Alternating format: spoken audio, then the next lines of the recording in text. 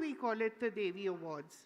Women, after all, don't want to be worshipped. They don't want to be put on a pedestal. They don't want to be elevated meaninglessly. We want what everyone else wants. We want life, liberty, equality. We're already doing all the heavy lifting, and the women here today are exemplars of that, in homes, in fields, in factories, in laboratories. And we raise children or we don't. We build values, we're carers, nurturers, builders of future generations. But for too long, I think we've neglected ourselves. Moments like these are critical, and I think they're critical to remind us of who we are, who we can be, and what we can achieve. So today you will see and hear from extraordinary women who've been working across science, cinema, the arts, business, medicine. These are women who've held each other up, and they've walked through doors that wouldn't open, and they've kept them open for others to walk through, which is what I really like about them. So thank you so much for being here. Thank you, Hyderabad, and we begin the ceremony. Please post, like, use pictures, quotes, whatever, but don't forget to hashtag Devi Hyderabad. Thank you so much. We'll begin with a panel discussion with some wonderful women. There's Geeta Bhaskar. Could we have you on stage? Chef Nikita and Mritika Santoshini. So we'll begin with a quick panel discussion and then we do the Devi Awards. Thank you.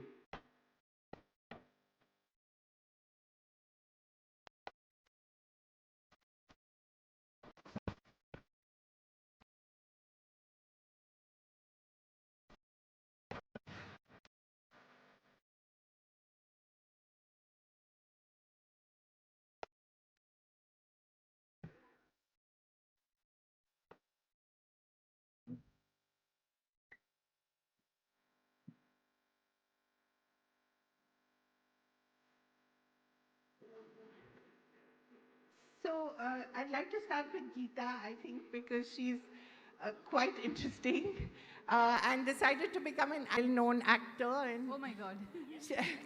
and I saw her in Sita Raman, right? Okay. And I loved it, and I loved her in it. So how did you do that, Geeta? First of all, namaste all. Wonderful evening to all of you. Yes, I'm not an actress. I would like to be called an art teacher first. You know that, isn't it? So, Sita Ramam, because my son was there in the movie, they also wanted me because I was always also into movies. When I was 58, I got the chance to act in Fida. Before that, I did a short role in my son's short film, Anuko Kunda, which was award-winning. And from there on, I was taken into Fida. And Sita Ramam, they wanted me to be in the same scene, and I was really excited to act with my son in the same scene. I've heard about Nepo kids, but you're the first Nepo mom, I think. That's nice. I know. I had an event of Hydra of late at Ravindra Bharati, and I was so happy. It happened to be that my son was the chief guest, and I was the curator of the program. So. Rightly said. I felt really happy and I was really excited about it. It was at the end of the, almost before the release, they wanted some scenes. So, but then it happened so that they wanted him for another scene and then again I was cut off. I was with only Rashmika. So, That's no regrets. right. She's a national crush, yes, right? So yes. it's okay. I'm so happy, I'm so proud, even for that little, few seconds that I was there. I'm proud to be a part of that film. Yes. So, Mritika, let's talk a little about the work that you do, which is both making movies and writing a lot across genres. Yes. So, I think you've done a heroine-oriented movie. Subject, which is not the easiest thing to do in any film industry. So, what prompted you to do that? Actually, I wonder why it did not, women are the people who have inspired the entire society genderless. It's like, even men were intimidated by them.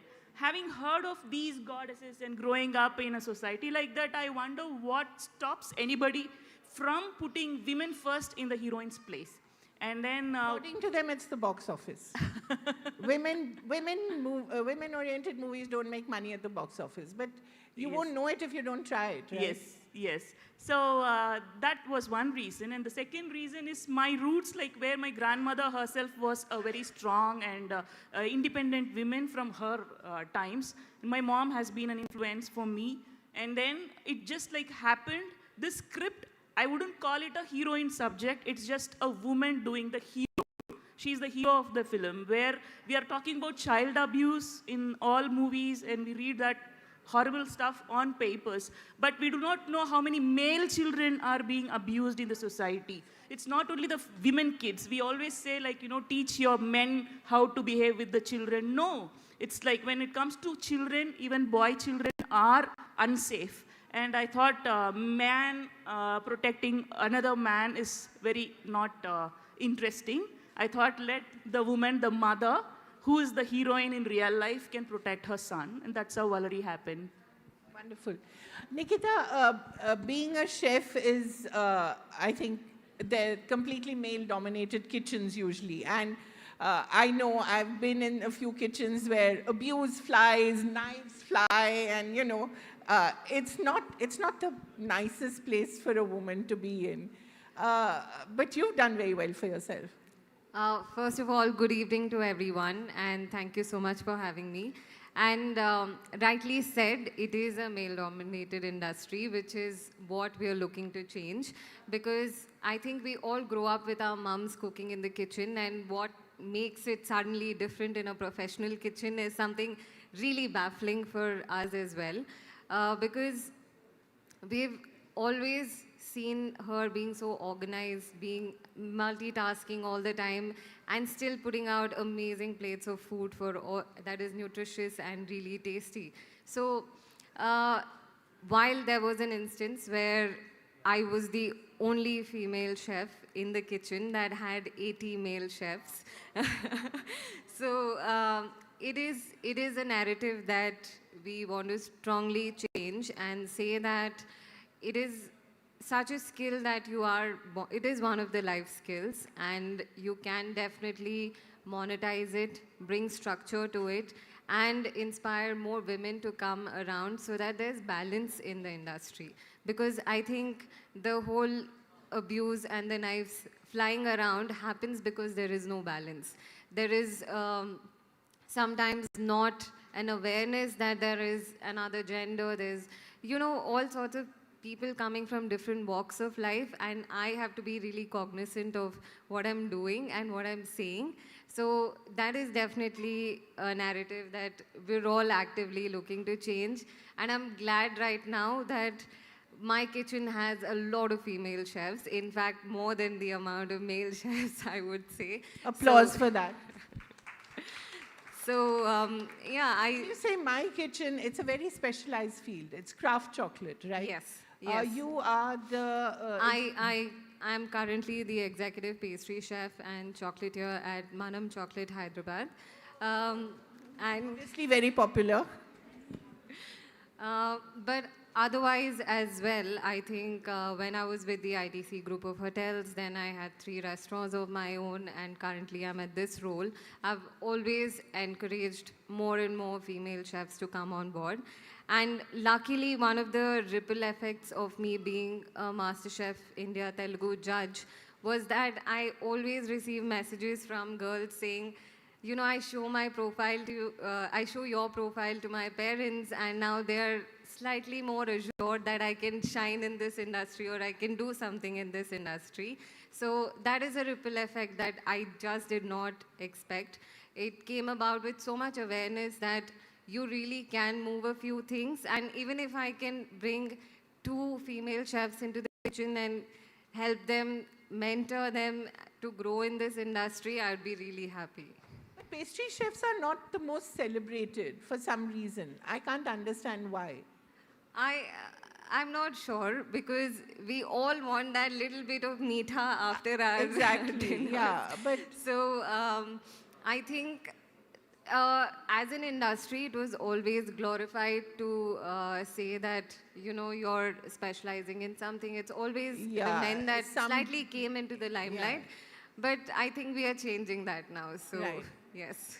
Ritika, so much about your work is about love and, caring and kindness, which, as we all know, is clearly absent in real life now. Whether it's your gardening, your animals, I've seen your Instagram as well.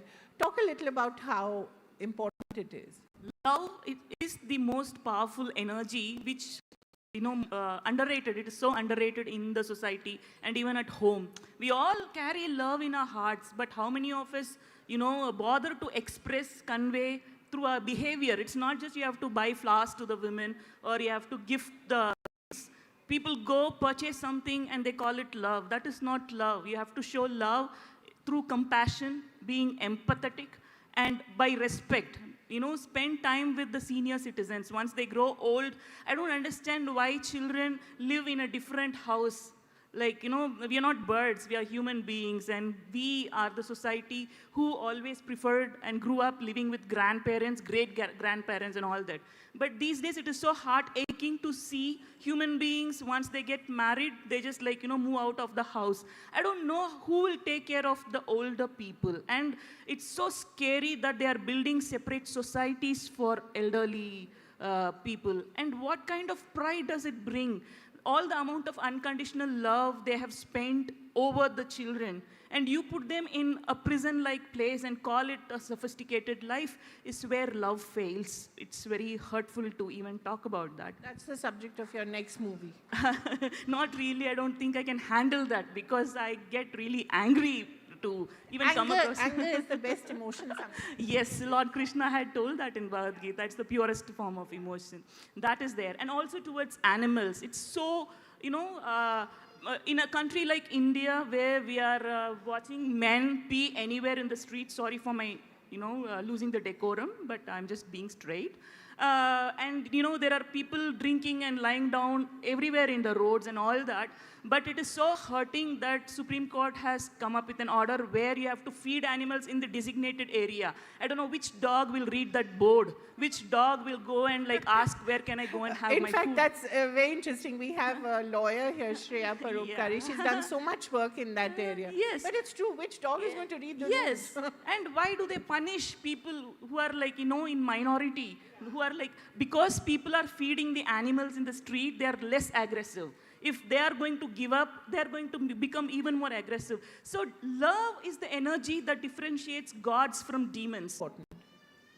The future rests where? From the nursery, isn't it? You have to...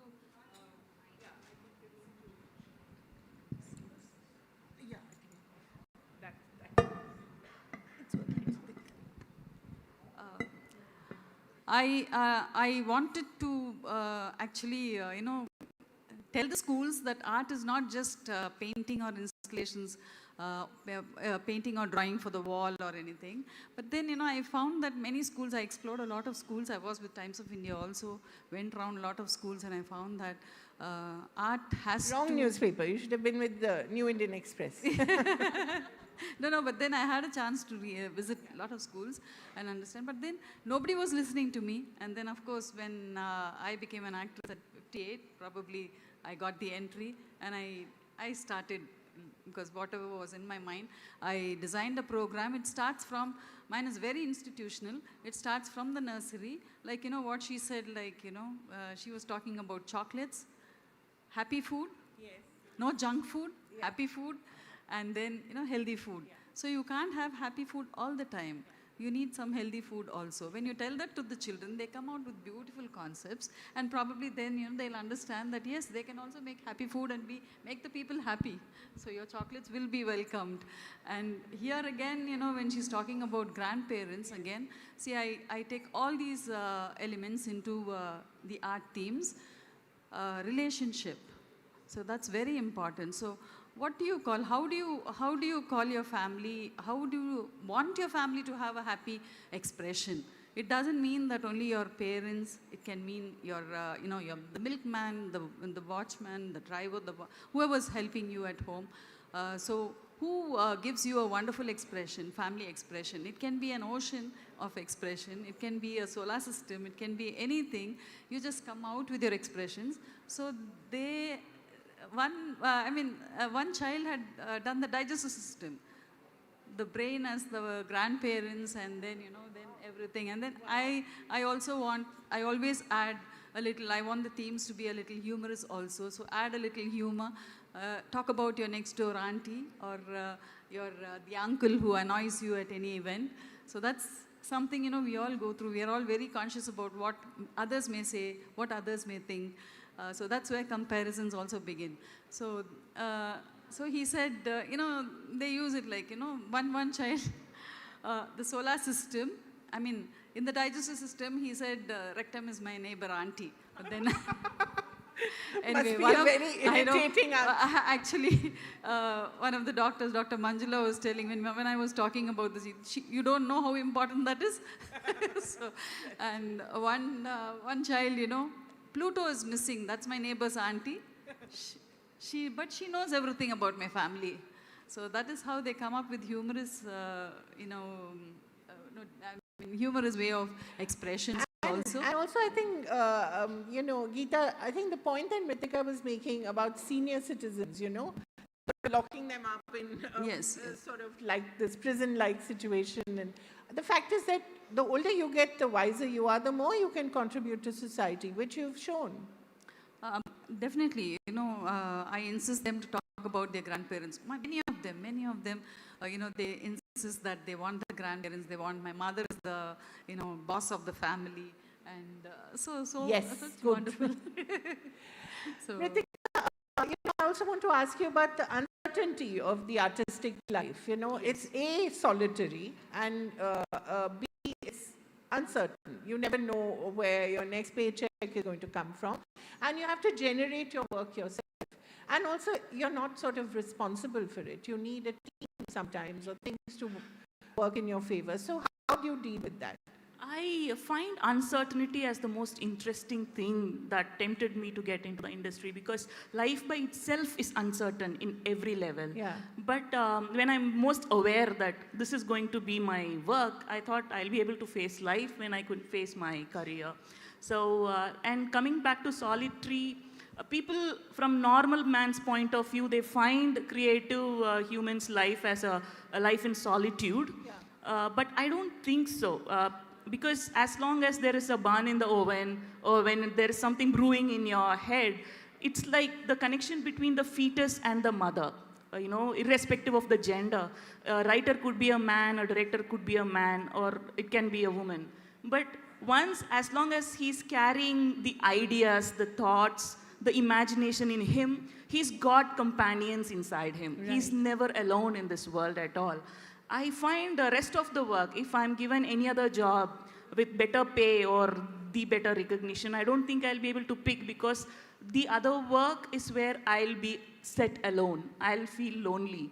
Here, with my art and our imaginations, it's very beautiful, and it's not as lonely as people assume it to be. Wonderful. Nikita, what about you? Being a chef can also be very challenging. The hours are long. There's no real, time when you can go home. And, it's also a service industry. You're dependent so much on how people receive that food. Right. So it is very challenging. How do you handle that? It is tough. I'm not going to sugarcoat it, although I'm a pastry chef. Just for instance, I think right now the festive season is on. So I have been coming home at 9 a.m. As in, I've been working through the night and coming home at 9 a.m. 9 a.m. Yes. And going back to work at? Going back to work at 3 p.m., 4 p.m. So it is taxing. I'm not going to lie that it is sometimes physically draining as well. But I think that's also part of something that I enjoy. I get to zone out and really think about what I'm doing. What is it that, how can I improvise this situation for the rest of them who are working under me? And not to see this as a profession that is just physically draining. How can you be creative? Because that putting out any form of food that is what brings out the creativity in us.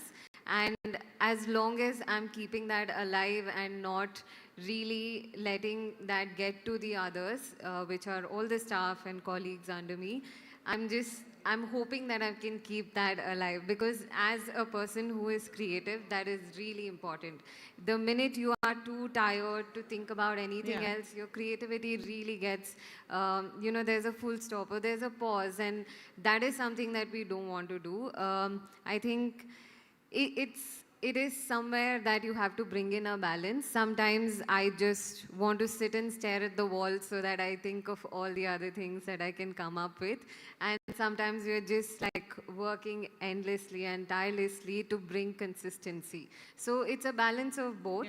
And we want to make that better. It's not to say that chefs are always just going to be in the kitchen. They want to go visit a factory one day. They want to get exposed to, being at the farms one day, go talk to farmers, understand what is it that can keep the nutritional value of the food intact in order for us to process it. So it's a whole genre of things that we want to bring alive beyond just the kitchen. So that is something that is also an onus that I take in terms of being a chef, that, let's just get out of the kitchen today, go to other places, explore, think what you can do. Saraswati's farm, her millet farmers. Yes, for sure. I'll definitely things that we love doing. And while sometimes it can be long hours and physically strenuous, it is not the entirety of the work. So there are moments where we're just like, finish, wrap up, go get a life. You have a life other than the kitchen. And there are moments where just all together and sitting down at the community table after we've had a long day, where we just sit and eat and say, oh my God, it's been a long day, is all and that I we believe need. chefs usually eat the simplest food. Yes. It's usually dal chawal or... Yes, absolutely. A lot of the times when, like, my friends are calling me over for dinner and they're like, oh my God, I'm having a chef over, I need to go all out. And I'm just like, listen, just make me rice and sambar or dal chawal and bhindi. That's all that we want. We want just... By the way, bhindi is Mr. Chawla's favorite food. I think he can have endless amounts of it. Yes. So we are generally eating very simple food, but when we travel, it's like we carry another stomach. You have to taste the world. Yes. Great. But yes, we want to change this whole concept of it is very strenuous, so I'm not going to do it. Sometimes it is, and sometimes it can be really fun. So we are trying and bringing the balance. So all of you, one last thing. What does creativity mean to you? What is the one thing that, it means to you, or what would you like to see, one change that you'd like to see, especially as far as women are concerned? Nikita, you go first. I think it's the whole isolation that something is meant for only a certain category of people. That is something that we want to break away from. And it's also so to say that you can bring in your own freedom. So it was always a narrative that I cannot be financially independent, but you very well can with the skills that you have. So that is definitely a change that I personally at some point in my life want to bring about, saying that if you can cook, if you have that life skill, you can do wonders with it. I think Anthony Bourdain said, if you can't cook an omelette, then that's the least thing that you can do in life. Then you don't deserve to exist or some such thing.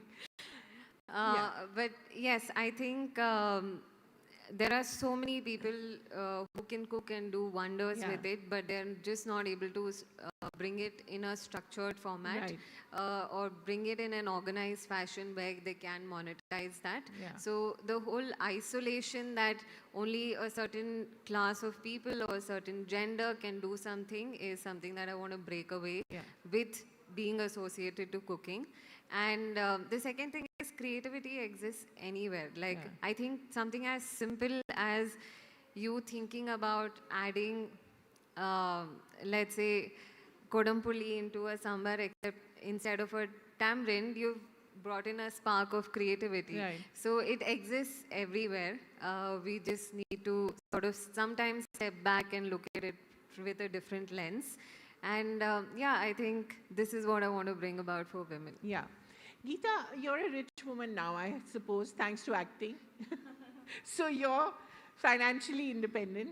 Is that very important for young women to know? Definitely, definitely. Firstly, how rich are you? Sorry? How rich are you now? As simple as 3 meals a day. Okay, that's enough. And you can see me in the cotton sari, that's enough. Yeah. As So, long as...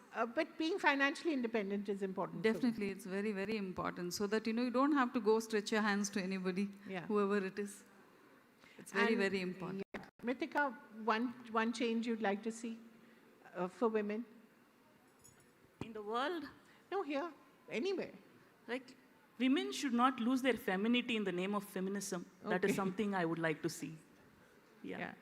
Well done. Thank you so much, all three of you, and we'll carry on with the program. And thank you again. May you have much more success in life. Thank you. Thank you.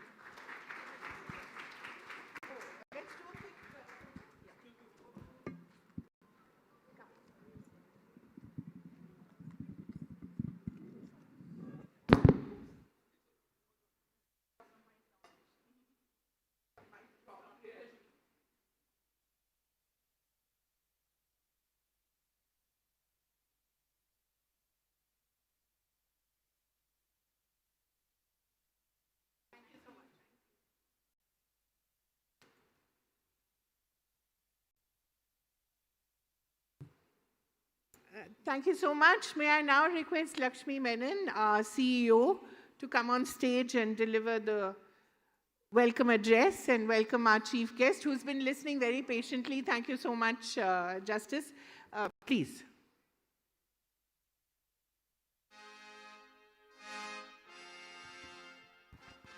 Good evening, ladies and gentlemen. It gives me immense pleasure to welcome you to yet another edition of the New Indian Express Group's Devi Awards here in the vibrant city of Hyderabad, a place where tradition meets tomorrow and innovation meets inspiration. The Devi Awards celebrate women who shatter the class ceilings, rewrite rules, and lead with courage and conviction. These women are leaders, dreamers, and above all doers, turning every single obstacle into stepping stone on their path to success. This evening, as we stand in the proud heart of Telangana, we salute the women who have been pioneers, from social reformers to entrepreneurs, technology innovators to artists. Women of Telangana can run multi-crore enterprise, lead a movement for change, negotiate complex business deals, and still ensure that the family is cared for. Their unstoppable spirit is the reason this land is home to so many inspiring women leaders and trailblazers. We're honored today to have with us as our chief guest Justice V. Ramasubramanian, chairperson of the National Human Rights Commission and former judge of the Supreme Court of India. Sir, your distinguished career exemplifies justice, integrity, humility, and dedication to the nation. Your gracious presence elevates the celebration of women's achievements. To everyone joining us this evening, welcome to this gathering that honors the Devis among us, women who turn challenges into opportunities and continue to make India proud with their passion and perseverance. Let's begin by saluting the spirit of the Devi, the power that nurtures, leads, and transforms. Welcome to the Devi Awards, Hyderabad.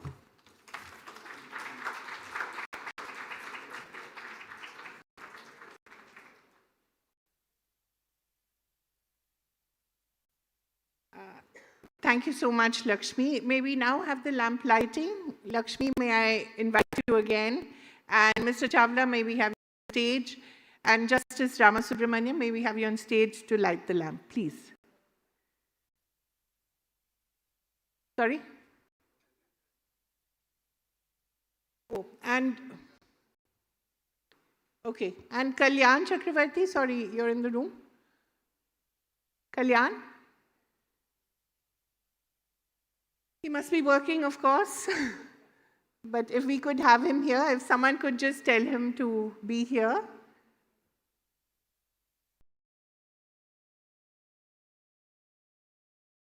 Kalyan, are you here?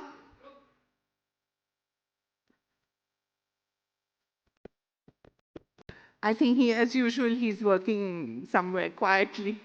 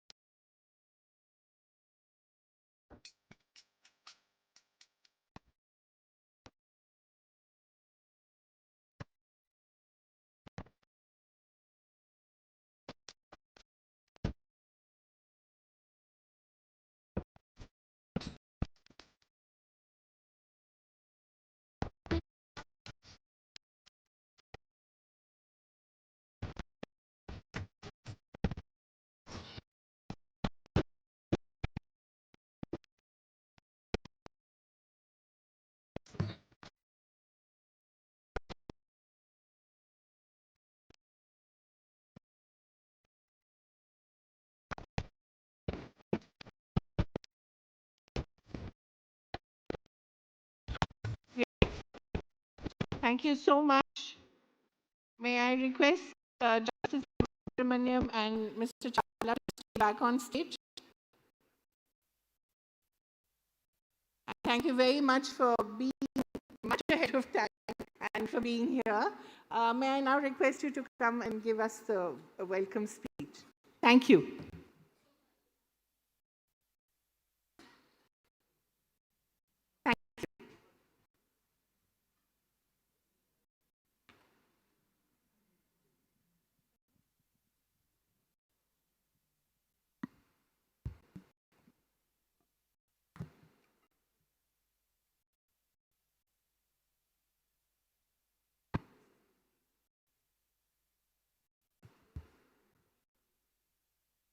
Mr. Prabhu Chawla,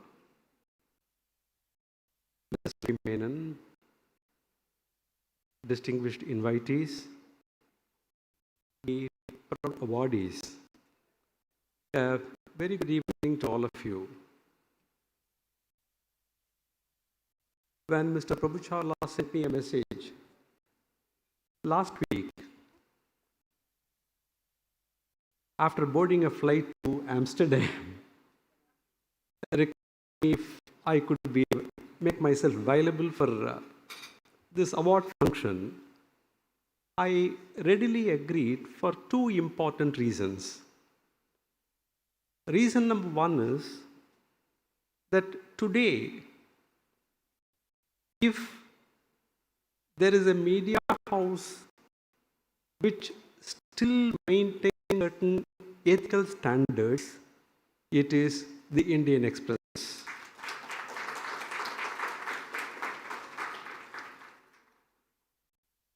The second reason is that it is the Tamil version of the Indian Express which also made me a writer of things other than judgments. I was only writing judgments in quotes, I was writing judgments. Okay, now judges are required to affirm that they are writing judgments. I was only writing judgments, but Dinamani, the Tamil version of the Indian Express, or part of the group of Indian Express, made me a writer in Tamil. The second reason why I accepted this invitation was that it is only in places where women are celebrated that human values will still be retained, according to me.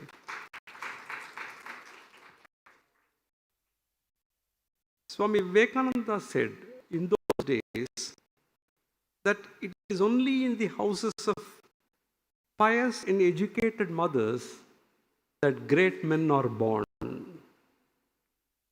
Of course, the day when he said this, feminism was not even something which was known so widely. India has certainly made a huge progress in terms of women empowerment. As a matter of fact, the New York Times, 2010, they published a very interesting report about the status of women in India. Let me now read out what that report dated 27th January 2010 said about women in India. These are the statistics that New York Times gave.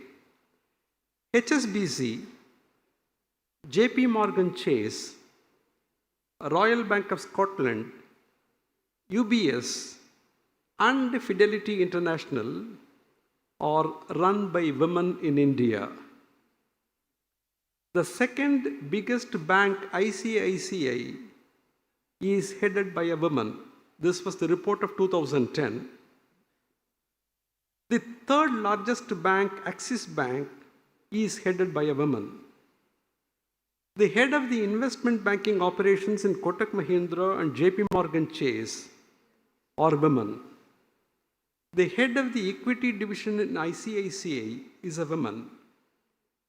Half of the deputy governors in RBI are women. Entire central board of direct taxes at one point of time comprised of women. One in India's big bank, insurance, and many management companies is headed by a woman in India. And the report concluded, thus, in contrast, no woman leads a bank in US or UK. Therefore, we have certainly made progress in the field of women's empowerment in India, but still, we have miles to go before we reach our goal. I had an occasion to scroll through this pamphlet which was kept on the table. People of my generation still have the bad habit of reading the print material. Otherwise, all communications are only wireless. In a lighter vein, I used to say that today our cooking is fireless. We have a chef here. I don't know whether she cooks fireless. Our cooking is fireless. Our communications are wireless. Our telephones are cordless. Our sweets are sugarless. Our education is valueless. Our are jobless. Our bosses are brainless. I am sorry if the Indian Express is sitting here. I don't mean any disrespect to anyone. And ultimately it says our salaries are less and less. So what has happened in a country of this nature is that we live in a world of paradoxes. This is a country which has always worshipped women on the one hand and crushed women on the other hand. At temples, we worship women. At home, we crush women. This is the paradox in which we have lived for quite a few centuries. I do not think that is how our civilization began. But somewhere in between, we have lost track. If you want to be a man of learning, we were taught that you must worship the goddess of learning, namely Saraswati. In fact, my wife's name is Saraswati. So I used to say in a lighter vein that instead of going to libraries and acquiring knowledge, I acquired Saraswati. That was a shortcut to success. And if you want to acquire a lot of wealth, you go to the god of wealth, namely Lakshmi, not Lakshmi Menon. I don't know where. And if you want to acquire valor, you go to Shakti. Shakti itself means empowerment. And look at the way they created women in our mythology. We had Brahma, the creator. We had Vishnu, the preserver. We have Shiva, the destroyer. And each of them gave a particular place to their women. Brahma gave a place to Saraswati in his tongue, because it is through tongue that people will come to know whether your top floor is full or empty. Vishnu gave his concert a place in the heart. I always say that if you are a man of wealth, it should be reflected in your heart. If you do not have a good heart, there is no point in being a man of wealth. And if you are a man of valor, you cannot have Shakti, and that is why Shiva gave half of his body, the better half, to Parvati Devi. So while we had this on the one hand, we also had, over time, started disrespecting, ill-treating women. And that is where the society fell out of grace. But fortunately, in recent times, there is a momentum gained. In fact, I am happy to be here in this 2025 year, 34th edition of the awards function, for one more reason. I do not know how many of you know that the first International Women's Year was celebrated in 1975, and this happens to be the 50th year.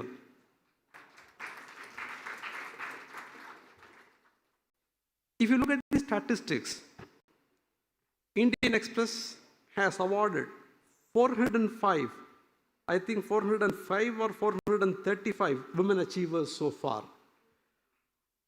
That the number keeps increasing is a reflection of how the society is making a march. It is of course true that the third wave feminism has faced a lot of challenges. As a matter of fact, there was a lady by name, Anne Mary Slaughter. I do not know how many have heard about her. She was a professor of politics and international affairs at Princeton University. She is an international lawyer and a political scientist. She was the former president of the American Society of International Law. She was formerly the dean of the Princeton Woodrow Wilson School of Public and International Affairs.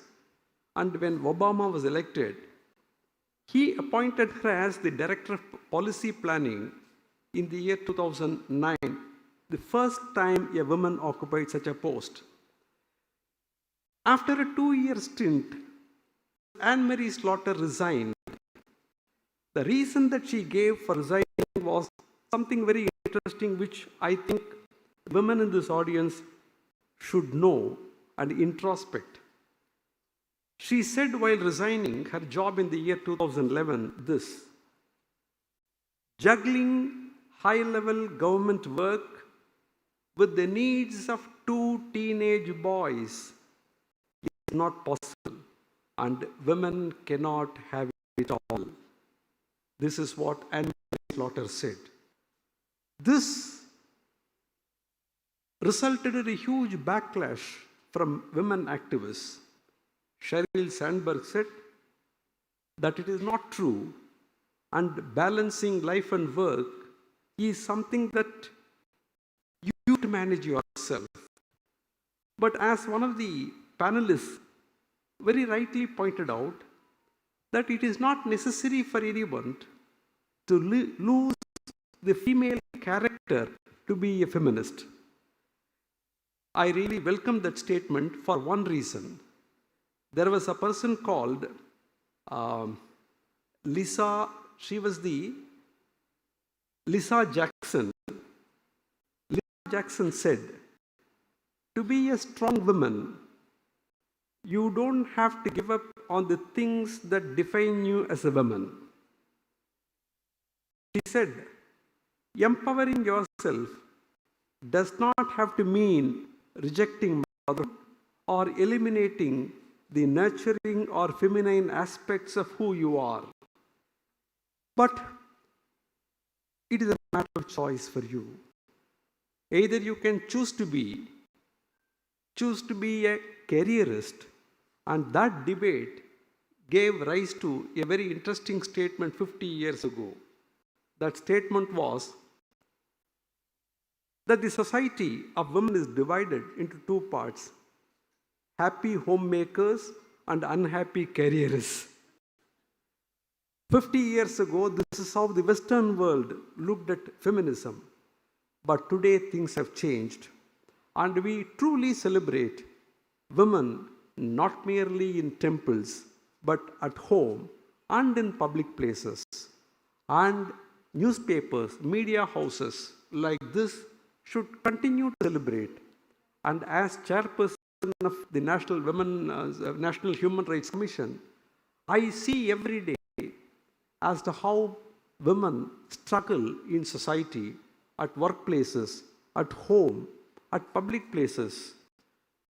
Therefore, it is our duty as a good citizen to learn to respect women, and even if you are not able to do something for this progress, at least you need not be an obstructionist. That is the least that men can do. With these few words, I congratulate the awardees. In fact, the awardees range from people on stage, people behind the stage. We had we had a chef, we had an author, we had an actor, a housewife turned actor, correct? Homemaker turned, we don't call them any longer housewives, homemakers. Because homemaking, in fact, I take pride in saying that Madras High Court, the first High Court, which recognized the monetary contribution that a homemaker makes.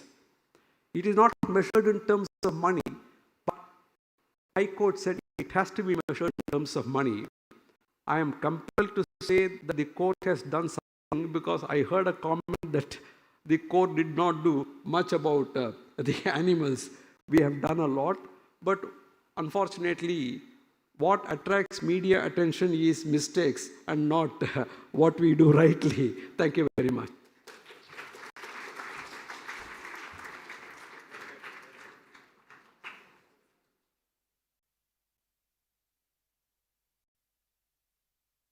Thank you so much. I think that was very well said. If you can't help, at least get out of the way as far as the men are concerned. I think that's the least that they can do.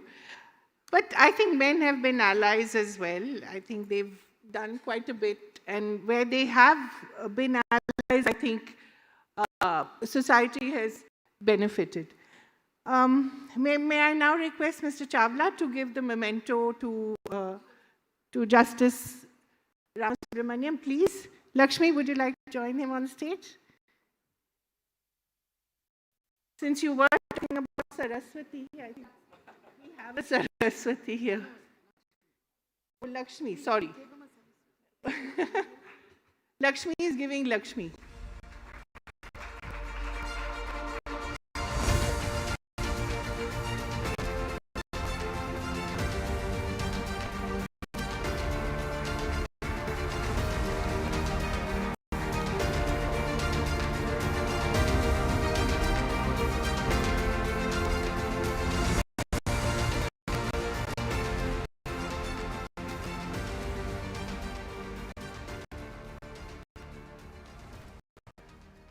Thank you so much. Now to the meat of the event, the Devi Awards, and we'll be reading out the names and playing the videos which tell you exactly what these wonderful women have done. So we begin with Ilahe Hiptullah, I think Hyderabad's favorite filmmaker. See, you're so popular, Ilahe, for co-creating some of the finest series in recent times, finest entertainment in recent times. May we have the video, please?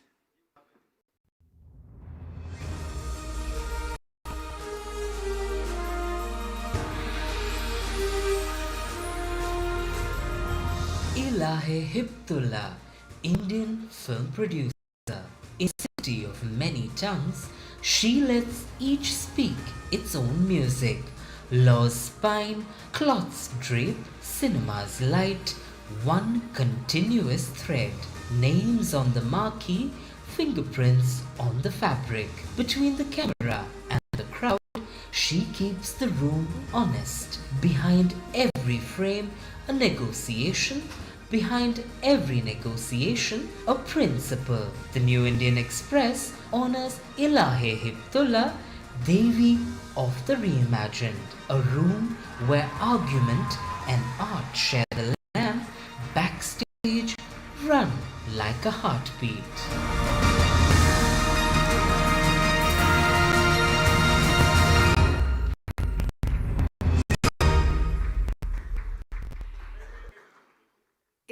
I'd like to quickly ask you what Hyderabad means to you as an inspiration. I mean, you've been here, you've done so much work in this city. Just tell us a little bit about what it means to you as Muse.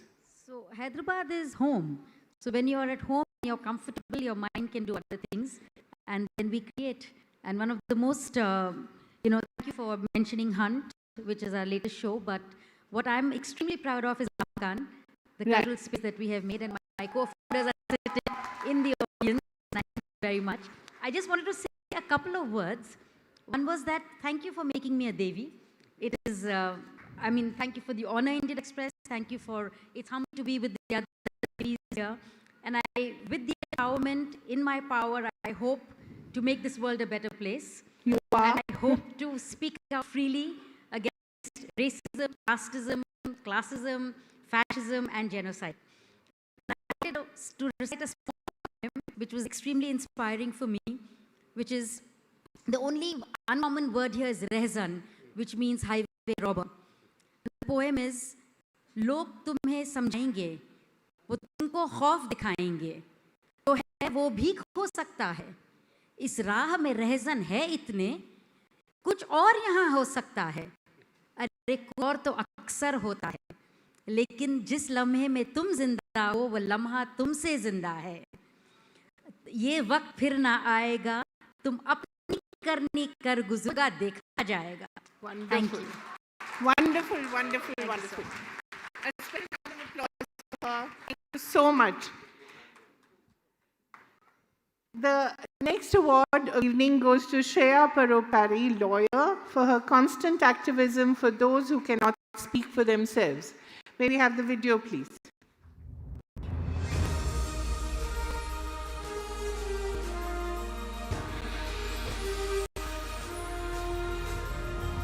Shreya Paropari, lawyer.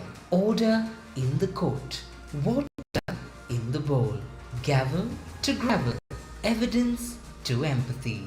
The law's straight lines curved toward kindness. Where cruelty loses teeth, her checklists grow them. Due process giving way to true process of care. A witness that cannot speak is still heard. The New Indian Express honors Shreya Paropari, Devi of shelter. Speed without haste, firmness without rigidity. She makes compassion admissible because neutrality without empathy is negligence.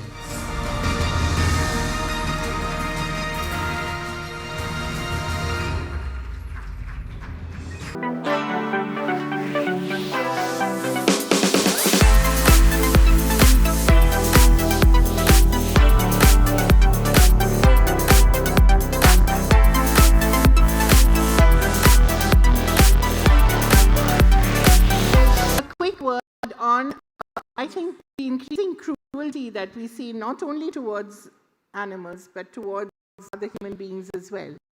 I see a rise in it. I know you have a very bad cold. Thanks. I'll have to echo what I'm saying. All the isms are connected. There's intersectionality.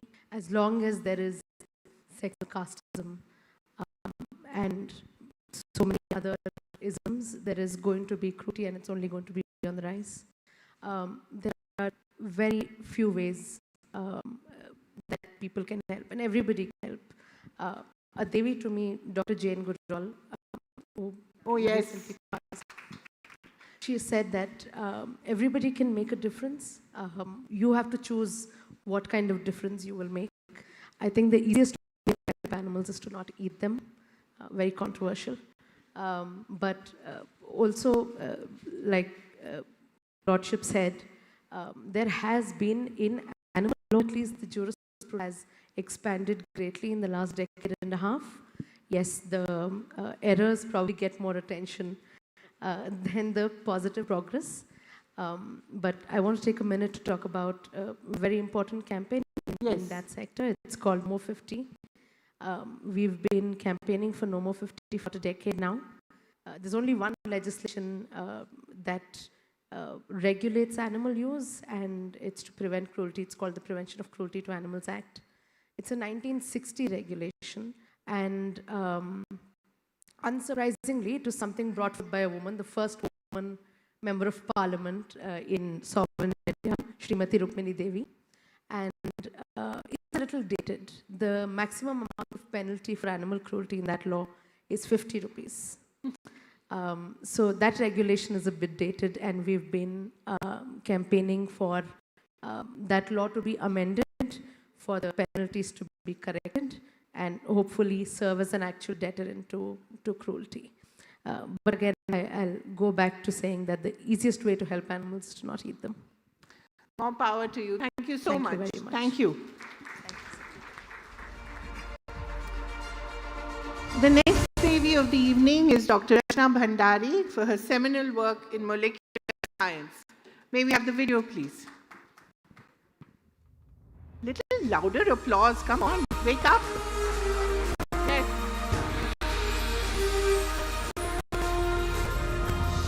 Dr. Rachna Bhandari, scientist. What is inherited may be interrogated, the unseen becomes legible, uncertainty named, a discipline that keeps its promises slow, taming flux into regulation, her map molecular, the journey human. Signals arrive like light, responses learn to be kind. The New Indian Express honors Dr. Rachna Bhandari, Devi of Inquiry. Evidence first, elegance always, rigor carried steady. Studying the punctuation of life, failures stack into footholds.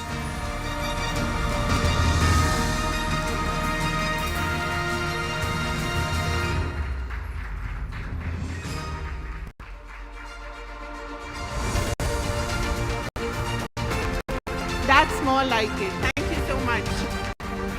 Rachna's work is so intricate that I dare not ask what it actually means.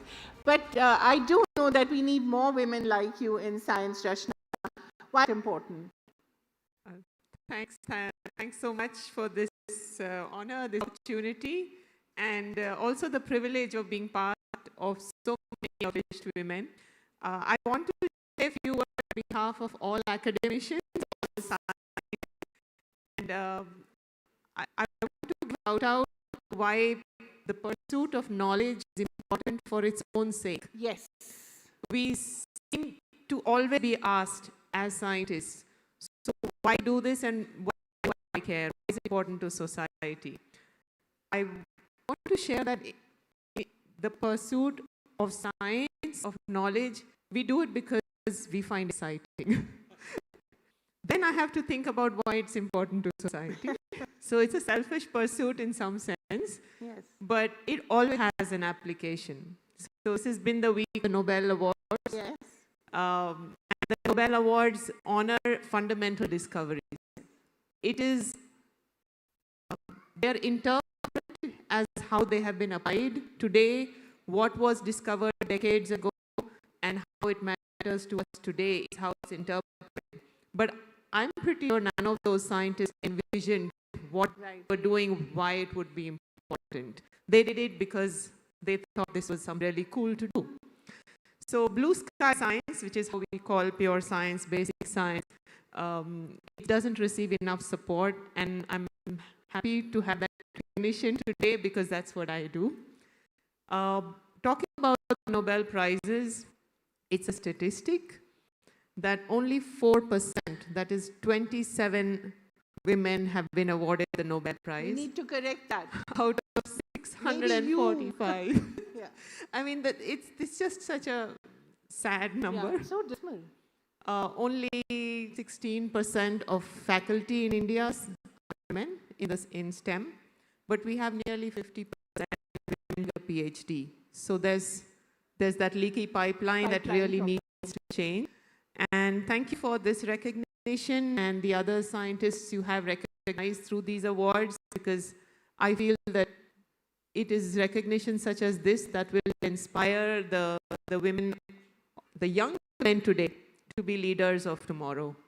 Thank you so much. Thank you. Thank you. So well said. The next Devi evening is Saraswati Maluvalasa. She is a farmer entrepreneur for creating a sustainable business model with the Millet Sisters Network. May we have the video, please?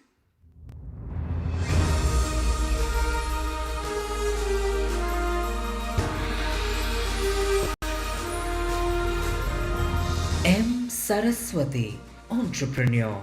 Sometimes justice is grown, not decreed. On threshing floors, she wrote policy in husk and dust, strung villagers into a necklace, binding soil to sisterhood, small grains that make a large promise. In the liturgy of livelihood, she fingers seeds like beads. In cracked drylands, the map of her impact edible. The New Indian Express honors M. Saraswati, Devi of sustenance.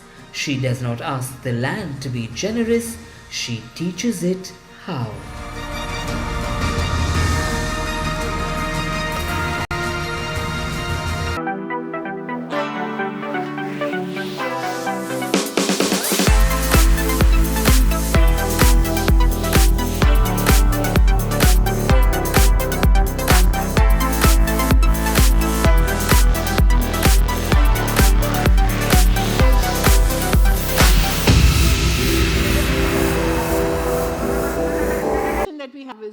Farmers in India, they're not.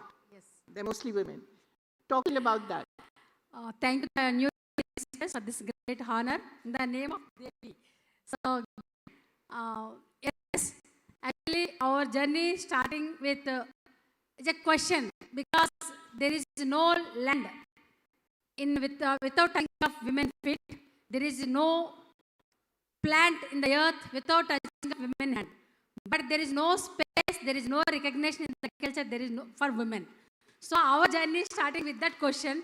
Now, our ministers almost, they are feeling their own sustainability. So this award, this Devi Award, really honor and recognition for our ministers who are struggling for their, sustainable livelihoods, who are struggling for keeping their seed sovereignty, and also protecting their biodiversity. Thank you very much. Thank you. Thank you, sir. And Chef Nikita, you promised to use them millets, I think. Where is Nikita? I hope she remembers. Okay, the next Devi of the evening is Anu Acharya for her pioneering work in genomics. May we have the video, please?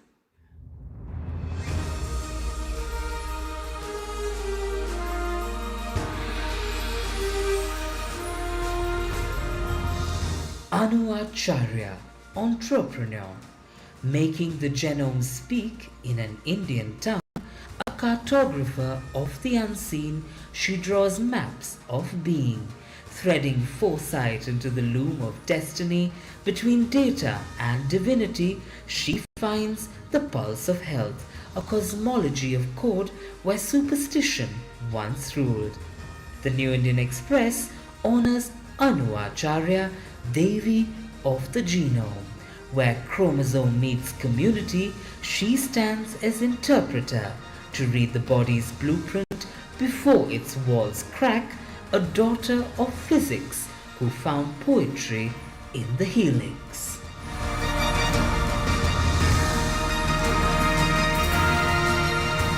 Anu can't be with us today, so she's asked her representative, Deepika Ralapalli, to be here. Is Deepika in the house? No. We'll have to send it to her then. Thank you so much. The next award of the evening goes to Anjani Reddy for her celebratory art, drawing from folk and tradition. May we have the video, please?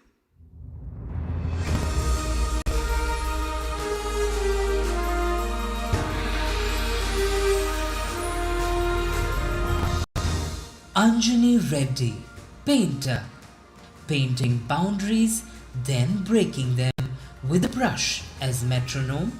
She measures strokes of time, pays attention as tribute, makes light linger at the edge of a cheek, lets viewers finish her sentence. Studios and seminars, the palette of a curriculum, a tradition handed forward, not down. The New Indian Express honors Anjani Reddy, Devi of color, stillness with a pulse, a city of color, beheld without noise. Anjani, may we have you on stage, please?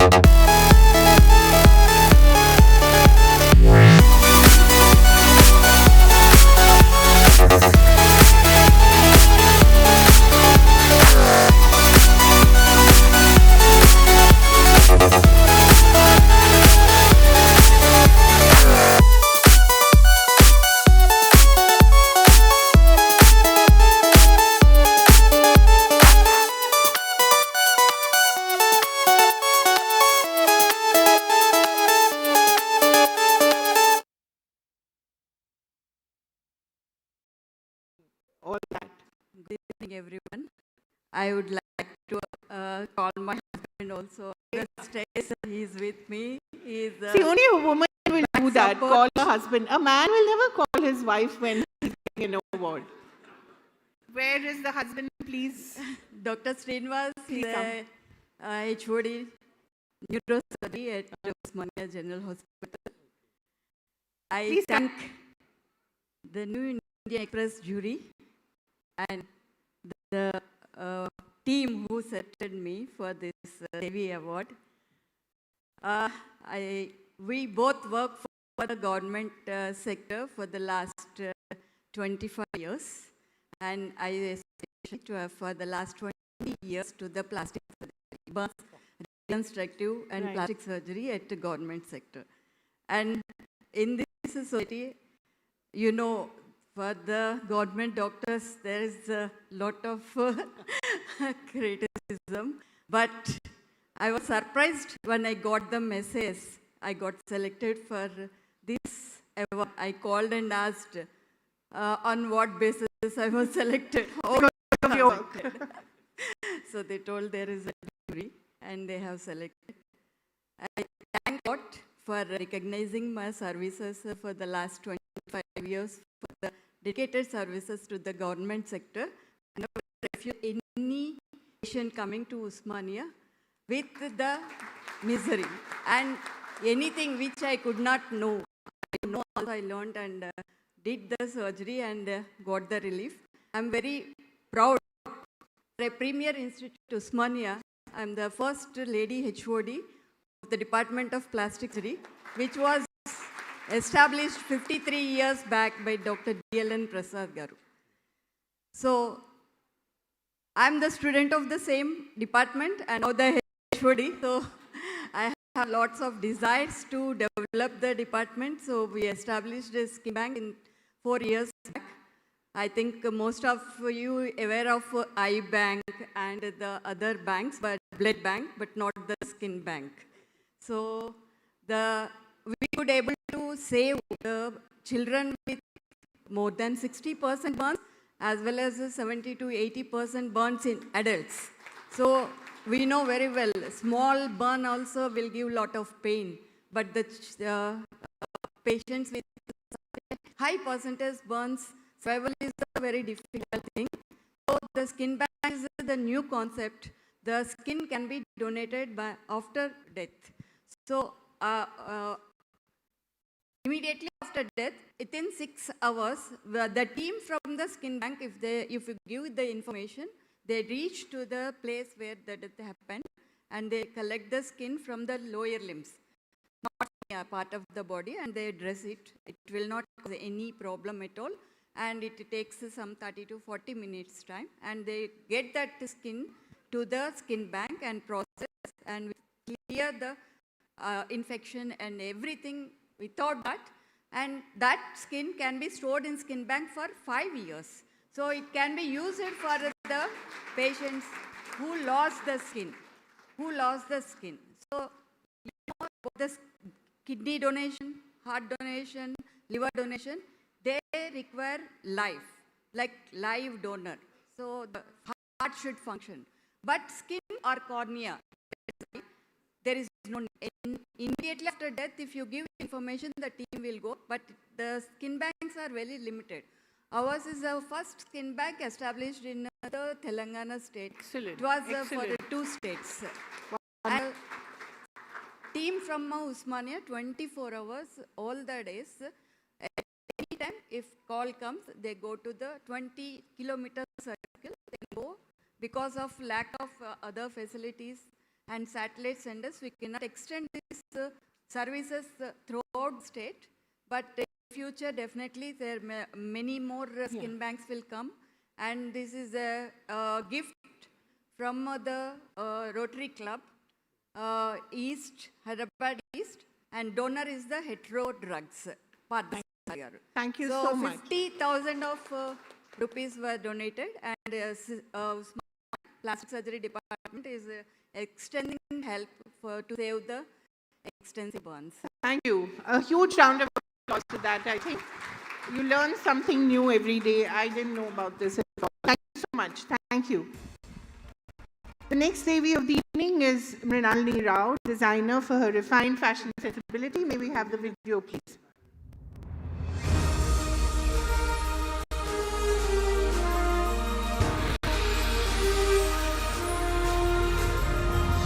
Mrinalini Rao, fashion designer.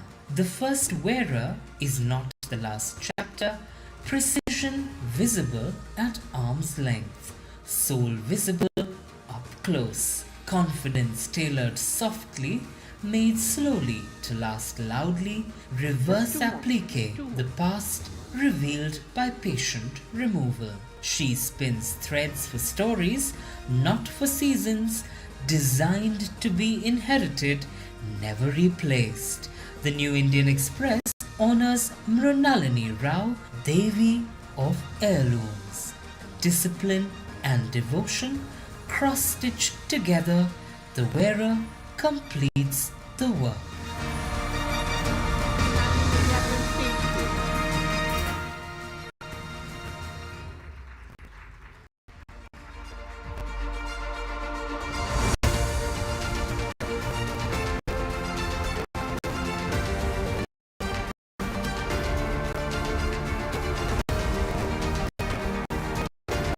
Mrinalini, how important are Indian textiles to Indian fashion? Why don't we see more of that?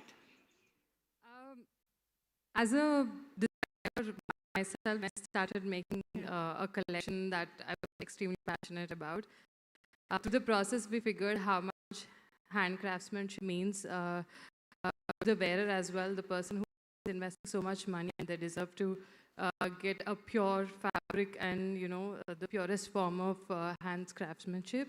So we kind of right now employ about 400 hand craftsmen. Well done. And we only do handwork. We do Wonderful. not entertain any machine work. Thank you. I think what you're wearing is hand. It's handcrafted. Oh, sorry, just quickly, what craftsmanship is that? What embroidery is that? This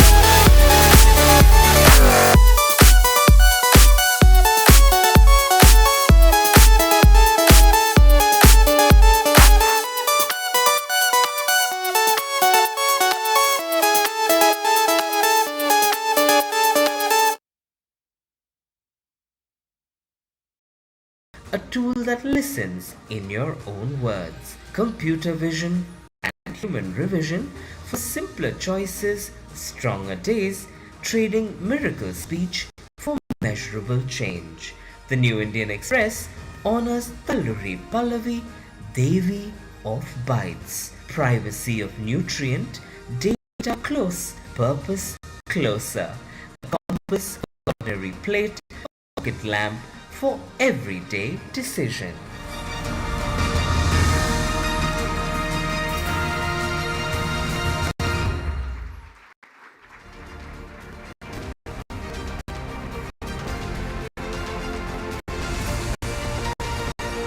Pallavi has told me not to ask her any questions. I think she's very shy, but you're probably the youngest among all our recipients. How old are you? 22. Wow, great. Wonderful. If this is what you're doing at 22, I don't know what you'll do. Thank you so much. Thank you, all of you. And may I now request Lakshmi Menon to come and give the vote of thanks? You want the photo up? Okay. So let's have the photo up. Could all Devis come with their trophy?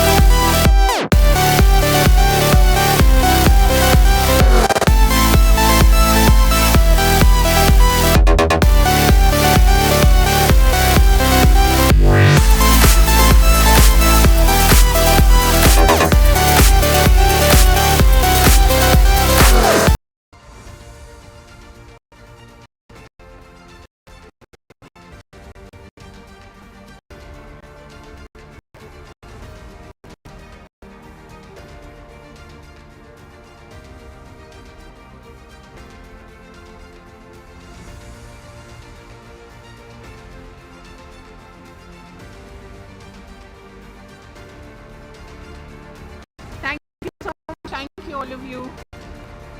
Lakshmi, may I request you to give the vote of thanks? As we come to the close of this inspiring evening, on behalf of the New Indian Express Group, our heartfelt gratitude to Justice V. Ramasubramanian, Chairperson of the NHRC and former Supreme Court Judge, for graciously joining us this evening and presenting the awards. So your presence has added immense dignity and depth to this celebration of women who are reshaping our world with their courage and creativity. A warm thank you to our presenting partner Adani for their continued support of the Devi Awards. Your faith in this initiative allows us to keep spotlighting extraordinary women across our country. A gratitude also to our silver partners from Healthy Cooking Oils and TGS and Company, our associate partners Manipali Jewelers and India Circus by Krishna Mehta. Our gratitude to our celebration partner Radhiko Kaithan, who's been with us throughout this journey. A special thanks to our silver partner Telangana Tourism for their collaboration in celebrating this evening in the City of Pearls. A big thank you to our wonderful awardees, our very own Devis of Hyderabad, who've inspired us tonight with their incredible stories. You are the reason this platform exists, and your journeys remind us that empowering and empowerment is not an event, it is a continuing movement. To our audience, thank you for your presence, warmth, and encouragement. May we continue to honor, celebrate, and emulate the women who make a difference every single day. And may the Devi within us all continue to shine. Thank you. Please join us for dinner. Thank you so much, everyone. You've been a great audience. Thank you so much to the Devis. Please enjoy yourselves. Dinner served. Thank you.